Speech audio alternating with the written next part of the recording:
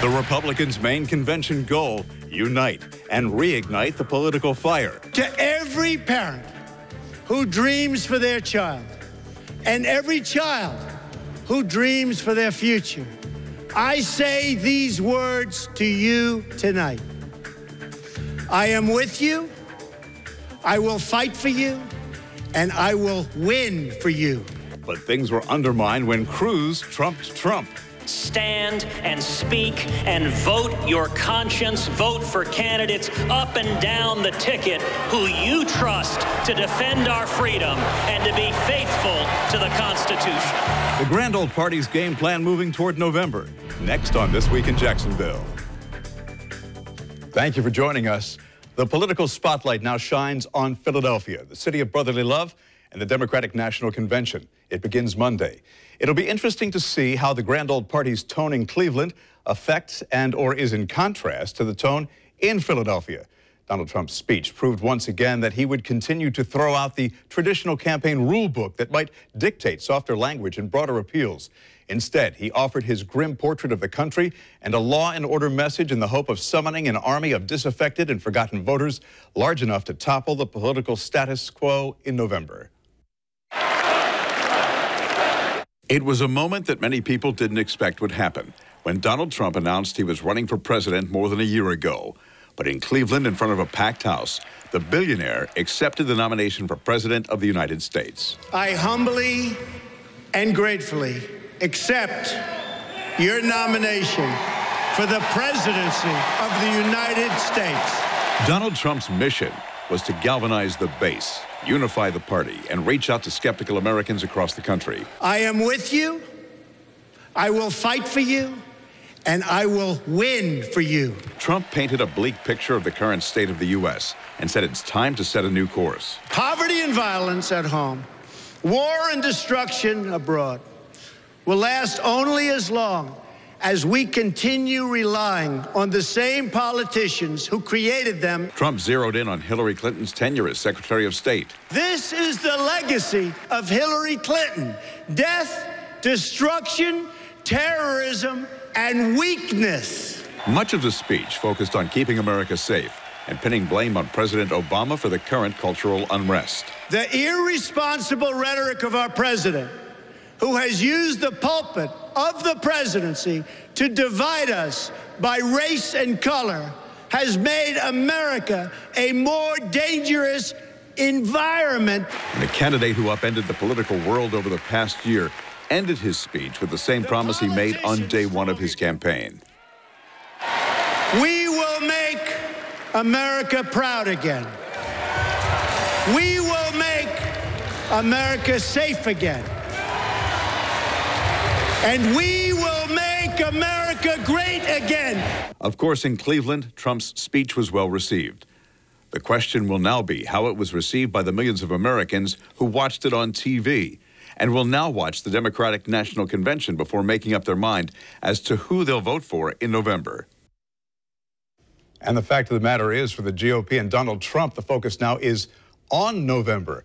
Clearly, his message resonated with the people in Cleveland. Does it go beyond the walls of the center there? Let's find out and talk to our political analyst, Jennifer Carroll, back here on This Week in Jacksonville. Thanks for being here.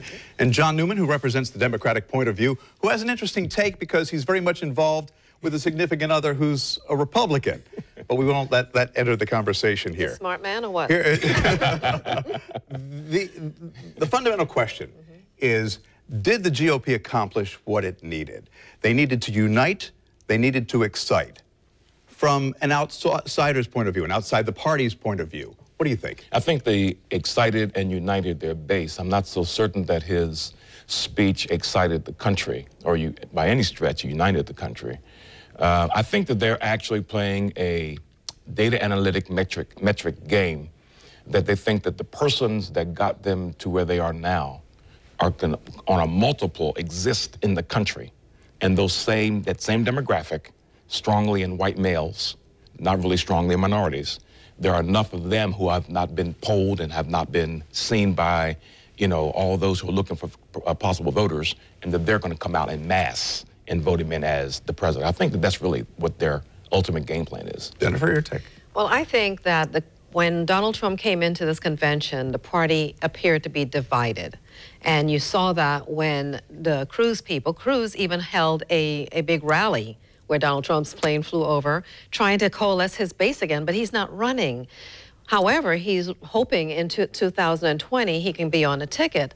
But in coming into this convention, we saw with the contentious Rules Committee and people coming on the floor and throwing their badges, we thought, Donald Trump is going to have a hard time come Thursday night.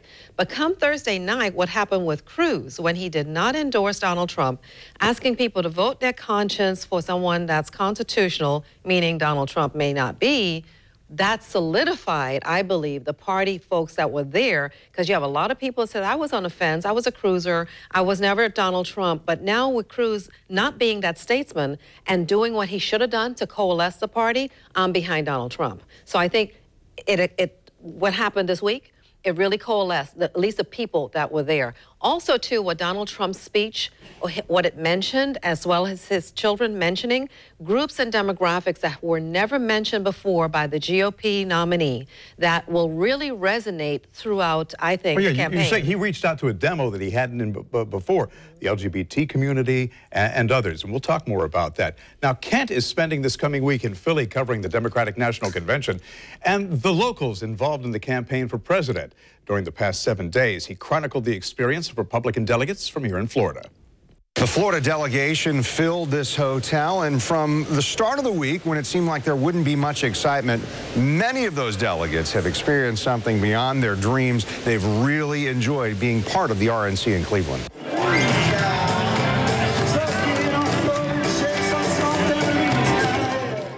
Yes, it's a big celebration for the Republican Party. Each succeeding day of the convention brings more enthusiasm and energy from a full arena. It seems pretty personal, though, to Bill Korak from St. Johns County, and it continues to be compelling for Sherry Billings, the Nassau County GOP chair. It's fulfilling. It's nice to watch it culminate in having a candidate that's going to help change the country. Well, this is my first convention, and I've been watching these on television since Eisenhower. So to be able to be here is kind of humbling, you know, where decisions are made that's going to determine the fate of the country. It's very exciting. Well, I want to share the energy. I want to share the great ideas, but I think I've been sending back videos and images and stories, you know, just through social media. So I've been trying to keep people informed, and then I've got a series of talks planned, you know, inside the convention. So I've got several of those for about 2 weeks after that. Florida's a big state. There are a lot of people, there are a lot of delegates here that I've never met before.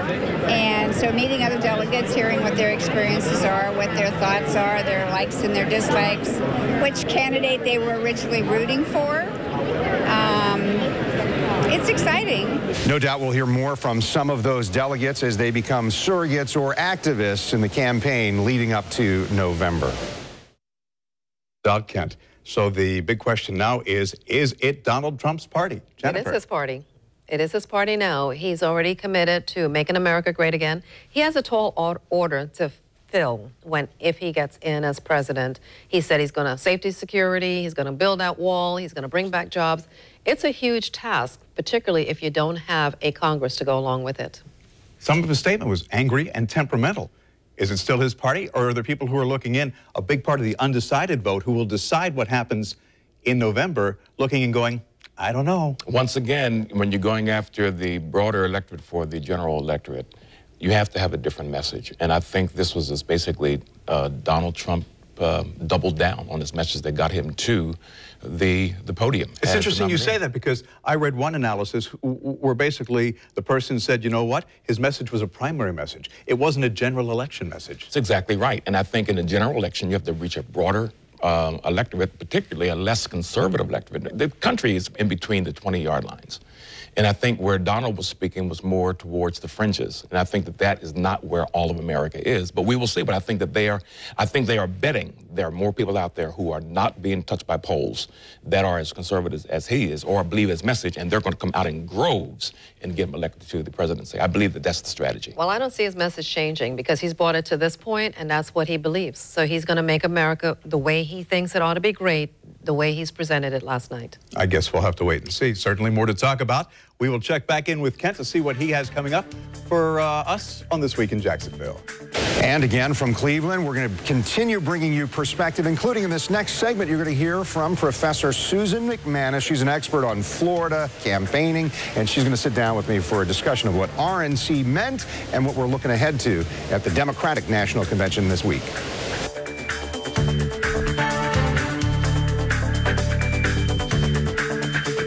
Congratulations. Let's selfie this incredible deal. Look at us now, Snapgrammers. Toyota Big One sales event. It's a big deal. Get 0% APR for 72 months on a new 2016 Camry. Toyota, let's go places.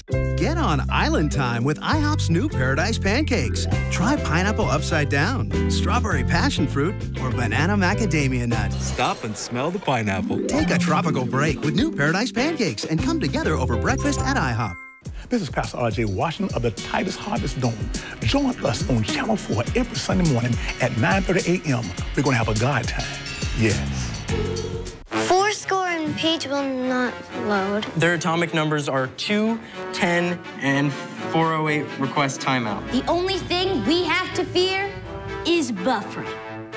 Buffering. Don't let slow internet get in the way of homework. Get your kids up to speed with Xfinity, the fastest, most reliable in-home Wi-Fi, even when the whole family is online. Get internet that moves at the speed of homework when you get started with Xfinity Internet from Comcast. Just $19.99 a month for a year. Go online, call, or visit your local Xfinity store today. Amazing deal. Day equals made. 9 equals blown.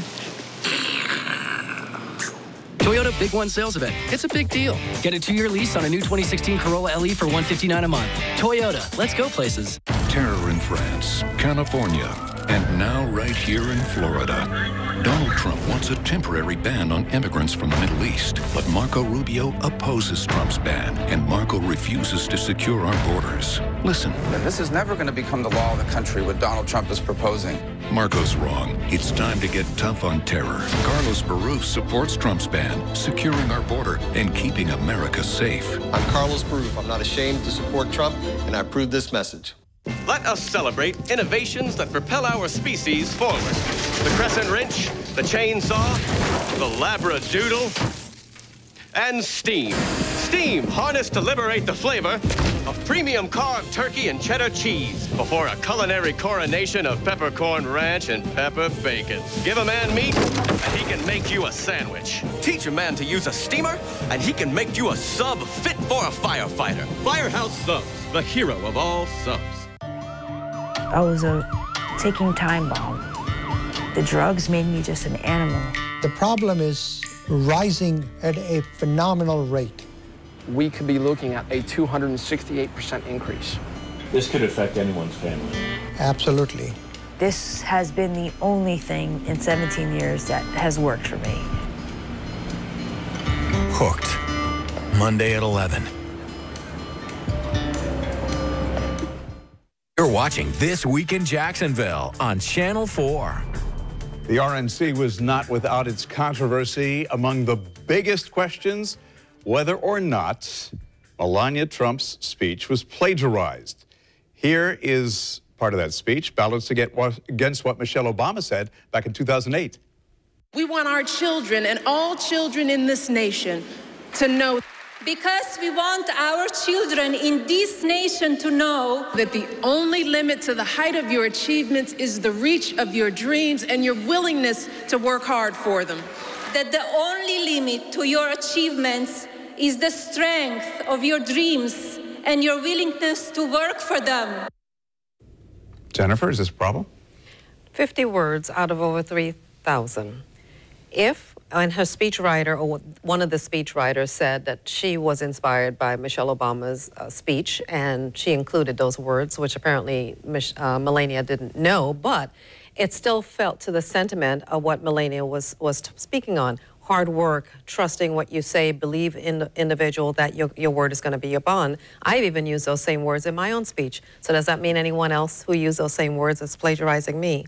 I look at plagiarism if a good percentage, over 10% of the speech. In this instance, they said about 7% with the ands and the does and everything else was similar to that of Michelle Obama. As a matter of fact, when someone copies you, it's a form of flattery. And there are those who say that if this is truly her sentiment, it is one that does need to echo through American society. John, what do you think? I'm trying to keep a straight face. I think that it's pretty clear that she borrowed, or someone who wrote it for her borrowed heavily from Michelle Obama's speech. I don't disagree with Jennifer saying that there's a certain sentiment that you express because of your value system that uses similar words. But the way that it was done, almost word for word, knowing the media culture, knowing how every word is parsed, for that staff person to so disserve her and not take into account how she would be put through the mill, that was something that I think was almost politically unforgivable. To put her in that place, I think that was wrong. Now, Melania took the stage, Ivanka took the stage, the other sons and daughters took the stage. This was clearly a family affair. What was the message behind that? What was the Trump family trying to say? I think they were trying to say that their father is, in fact, I think they were trying to portray him as not the businessman so much, but as the person. I think they were trying to personalize him. This is my dad. This is my husband. This is my hero. This is the person who I look up to. He's a person who has given me a roadmap for success, who's inspired me to be the person I am. And I think they were trying to personalize him and make him relatable. And I think they actually did a pretty good job, actually. Well, they did a very good job, and they humanized him as well. Usually, the way your children have been raised and how they present themselves is a reflection on a parent. And he has wonderful children. They're articulate. He's trained them well in business. One thing I liked about what his children said, particularly his eldest son, that his father made them work with the regular workers to learn the growth of the business so that they'll understand that hard work means something. But his daughter Ivanka, she really brought it home to show that the compassion that her father has for women and working women and the caring of a child, and if they're pregnant, and how he took care of those women in his businesses to make sure that their families were taken care of, and ability to move up the ladder and equal pay. So that was important for him to bring out his children and his wife, to humanize him and let other people see the other side of Donald Trump, where folks think he's so brash and harsh and he's not compassionate. Well, I think they showed a different side of him. All right, let's talk about Ted Cruz. There are a lot of people who said, you know what, you don't invite somebody to dinner and then have them on your floor, all right? He clearly was not going to go ahead and endorse Donald Trump. He clearly didn't want to say go out and vote for Donald Trump. Here's some of the vitriol. Vote your conscience. Vote for candidates up and down the ticket who you trust. Clearly, the Trump-Cruz feud did not come to an end. Is it going to have any long-term impact? Not for Donald Trump. I think it has helped Donald Trump to solidify some of those people, Republicans on the fence, that may have been undecided to support him or not. But I think for Ted Cruz, in the interim, it has hurt him a little bit as far as being credible and honest, because people have been talking about, you say your word is your bond, you say what you mean, and this time you signed that pledge and you didn't honor it. And when Ted Cruz wanted to have the excuse that, oh, Donald Trump attacked my wife by putting the side-by-side picture, and he attacked my father by saying that he was with Castro or something or other. And so are you going to harbor those personal resentments and not unify the party? Are you going to put your own personal feelings above everyone else? And that's going to hurt him in the interim. Long term, people probably forget about it. I was going to say, he wants to run for president in 2020. That much is clear. This may be a non-issue by then. It'll be brought up, but it may not be impactful. But he has to get past 2018 first, because that's when he's up for re-election as senator in Texas. So I think it's a two-step process. But I think he felt, as Jennifer kind of alluded to, I think he felt he got a get-out-of-commitment card when Donald Trump went after his wife and after his father. And I think that basically he went there to basically show he's got the fortitude to go into that territory and say what was on his mind. I think he did it as a ploy to show how strong he is, which is part of his narrative. I want to take you back to Cleveland. During the Republican National Convention, Kent caught up with one of the best-known political observers in Florida to break down the week in Cleveland and look ahead to next week in Philadelphia. We're joined by USF professor, really a Florida scholar on politics, Dr. Susan McManus. I appreciate the time and some of your insights on this RNC 2016. What we've seen in Cleveland, it was all about Donald Trump. It really was.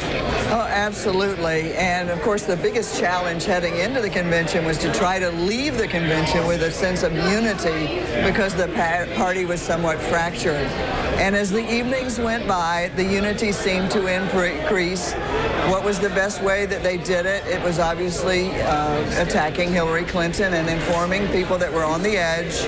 Here's your choice, Donald Trump or Hillary Clinton, get on board. That was the message. Yeah, it was interesting because every single evening session, Donald Trump was there somehow to introduce his wife or his VP candidate or via, the transportation of broadcast signal. Right. And I think a nice touch was his adult children, and they were spread out over a couple evenings. But people like to see the family, and we haven't had a president that's had adult children that are in the professional world in a very long time. And of course, the brouhaha over the wife's speech early on, that was able to be a bit combated with the speaking of the children. So as we turn to what happens this coming week and the Democratic National Convention, an advantage to Democrats by going second or a disadvantage because the Republicans got to beat away on Hillary Clinton? A little bit of each. There's an advantage to going first as you get a lot of excitement, everybody tuning in to see what it's all about. The advantage to going second is if you have a really great convention and you already know how you're going to attack your opponent because they've already laid out everything the first week, you can usually leave with a bigger bounce than the team that goes first. Yeah. Final word on this political cycle we're seeing up through this coming November. This has been different than I think any of us expected in the last year. Well, we're going to have to rewrite the political science textbooks, let's be for sure. You can really see the role of technology. You can see the role of social media specifically. And I really think you can see the role of the millennials and their diversity. No longer can you just have sort of an Anglo look about your party and the convention. You have to have inclusiveness. Susan McManus, appreciate it, and thanks for joining us. We're looking forward to what comes next, which is Philadelphia, and our reports start there Sunday night. In Cleveland, Kent Justice, Channel 4, the local station. GOP clearly at a crossroads. What's that mean? And where are the Dems headed next week when they try to bring their message to the electorate from Philadelphia? That when This Week in Jacksonville continues.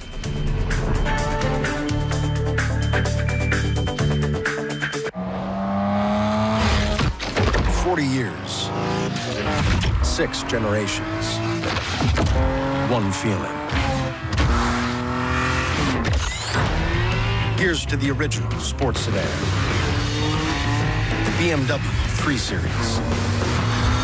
We only make one thing, the ultimate driving machine. Visit Tom Busch BMW in Jacksonville and Orange Park today for exceptional offers.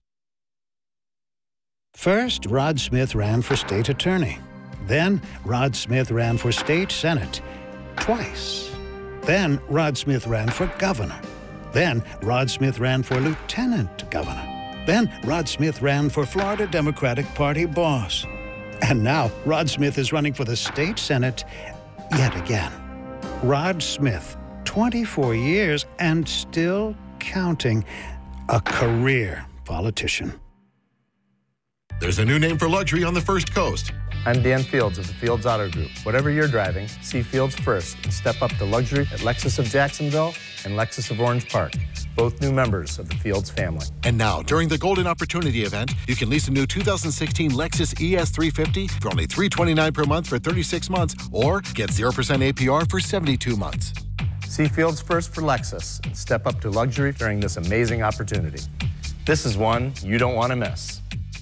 Need one good reason to buy a new mattress? During Mattress One's coupon sale, we'll give you $500. Get coupon savings of $50, $150, $300, up to $500 off store-wide. Sealy Posturepedic sets just $4.99. Serta memory foam sets with adjustable base only $9.99. Plus 0 interest for up to 4 years. Experience our full line of Tempur-Pedic, including the all-new Tempur-Breeze, and get $300 in gifts. For the best selection at the lowest prices, we're the one. Visit MattressOne.com to find a store near you.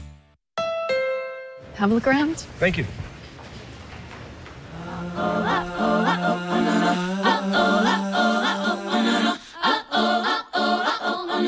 Got me looking so crazy right now. Your love's got me looking so crazy right now. Looking so crazy in love's got me looking so crazy in love. So you like it? I do.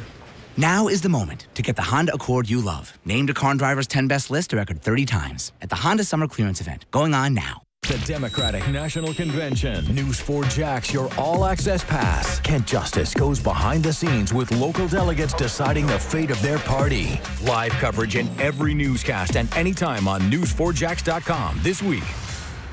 We know what it's like to watch from home all the excitement of the RNC, but what's it like to be there? Kent gives us his perspective from the RNC floor. So let me give you some personal perspective on attending the Republican National Convention here in Cleveland. On the floor for media, we only get a few minutes at a time down here, but this is really where it's really exciting for the delegates. I see over my shoulder Sherry Billings, who we've introduced to you here from Nassau County.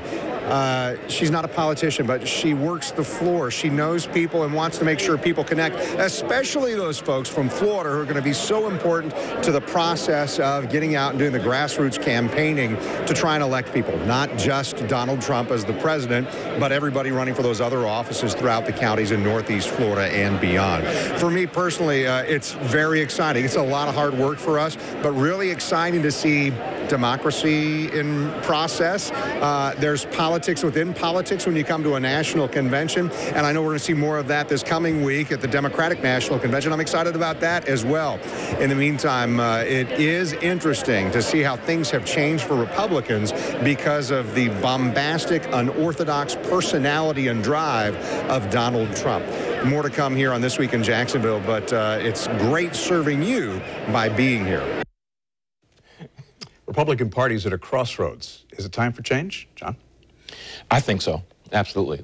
It's important for them, I think, through this whole process. Let's say Donald Trump doesn't win. Then they have to do a real autopsy. And I think that what will have happened is that what have come to the surface are the elements of the party that the rest of the country clearly rejects, and start all over with a party that really can appeal to a much broader constituency. Jen, let me ask you about the Democratic Convention. It starts on Monday. Does what happened in Cleveland influence what happens in Philadelphia? And what are the Dems' biggest challenges? Oh, absolutely. The message is going to be definitely all against Donald Trump and to try to restore Hillary Clinton's reputation, because all week long you heard lock her up, and that's not a good thing in the Benghazi issue with regards to Hillary. So the bottom line is they need to focus on what their message is, to come out of the Democrat convention to let people know they're the better choice. Jennifer Carroll, John Newman, thank you very much. Appreciate you. And Jennifer will be back with me next week here on This Week in Jacksonville as the focus turns to the city of brotherly love and the Democratic nominee. We'll get her perspective along with reports from Kent on the DNC floor. See you next Sunday on This Week in Jacksonville.